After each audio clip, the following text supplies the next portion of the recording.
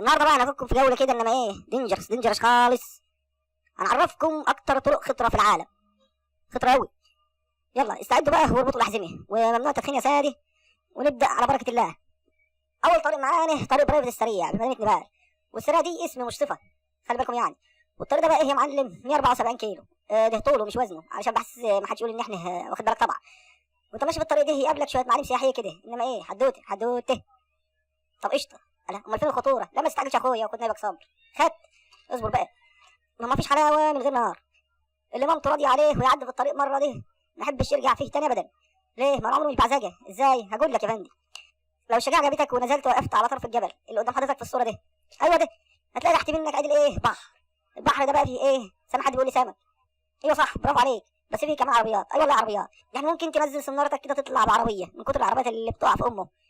اللي بعده طريق اسمه تر ايه؟ ترانسف. هو في رومانيا.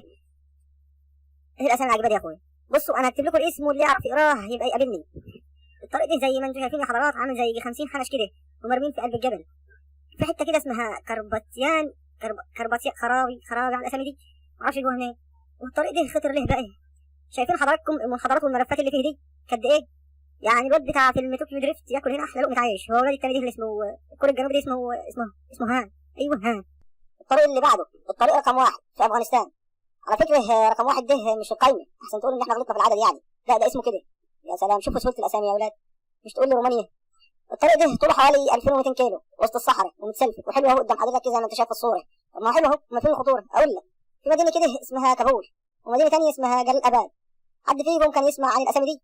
عشان بس تعرفوا قد ايه احنا واصلين قوي، ونجيب لكم من كل حته في دول العالم. البلدين دول الحته اللي ما بينهم مليانه الغام وكلها كمان عصابات. ويكفي ان اقول لك يا فندي ان حركه طالبان اللي هي تنظيم القاعده يعني، الله يرحمك يا بلادي، واخده السكه دي قياسه. اظن الرساله كده وصلت. الطريق اللي بعده طريق ايري الاسترالي. واحد كده يقول لي عندك وقف هنا، اقول له ليه؟ يقول لي الطريق في الصور اللي انت جايبها دي بتسلفت وحلوه اهو، ولا فيه حميشه بقى تعبين يعني، ولا جبال تقع من عليها العربيات، ودي استراليا. استراليا يعني لا طالبان ولا قاعده. اقول له استنى يا فاطين يا ذكي، الطريق ده سريع ما يجراش حاجه. لا يجرى لما تكون ماشي بعربيتك كده على سرعه 150 كيلو 200 كيلو، وإذ فجأة تلاقي يطلع لك ويقطع عليك الطريق كنغر ولا جمل ولا ايل. الايل دي الغزاله اللي بتيجي في ناشونال جغرافيك ابو ظبي، عشان تعرفوا يعني ان احنا مثقفين. المهم في الوقت ده تقطع عليك الطريق، يبقى تعمل ايه بقى ذكي يا فاطين؟ اللي بعده يا لهوي، رجعنا تاني للاسامي المعقده. طريق اسمه كاراكوام في باكستان. الحكومه الباكستانيه دي ايه بتسمي الطريق ده الصداقه، ما تعرفش ليه مسمينه كده. يمكن عشان الجبلين بيسلموا على بعض في وسط الطريق ده، يمكن جبل وانا حر فيه. المهم الطريق ده بقى يا سيدي الفاضل اعلى طريق في العالم، يعني بيوصل ارتفاعه كده بالصلاه على النبي صلى على حبيبك عليه حوالي 4800 متر فوق سطح البحر، يعني حوالي 5 كيلو الا شويه. وبيوصل ما بين باكستان والصين عن طريق وادي كده اسمه خنرجاب وجبل اسمه نانا جربات. الاسامي دي يا رب، نانا جربات. عشان كده هستقيل من القناه دي بسبب الاسامي دي. المعد قصده يحرجني ولا ايه، انا مش عارف. المهم الجبل ده مشهور باسم جبل الموت. اسمع يا محترم، تعرف الفصول الاربعه؟ طبعا تعرفها. تقول لي ليه؟ اقول لك لازمه السؤال ده ايه.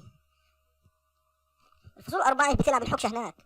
خد عندك في الشتاء انهيارات ثلجيه على شويه فضلات كده، في الصيف شويه زلازل كده من اللي قلبك يحبهم. وبكده نكون خلصنا الجزء الاول. فكوا الاحزمه عشان تلاقيها علمت في جسمكم، وانتظروني في الجزء الثاني علشان المسابقه. واشترك في القناه يا محترم، واعمل شير لاصحابك وما تكسلش، الخطوه دي مهمه قوي. وعايز عربيه نقل محمله لايكات تنزل على الفيديو. والسلام عليكم ورحمه الله وبركاته.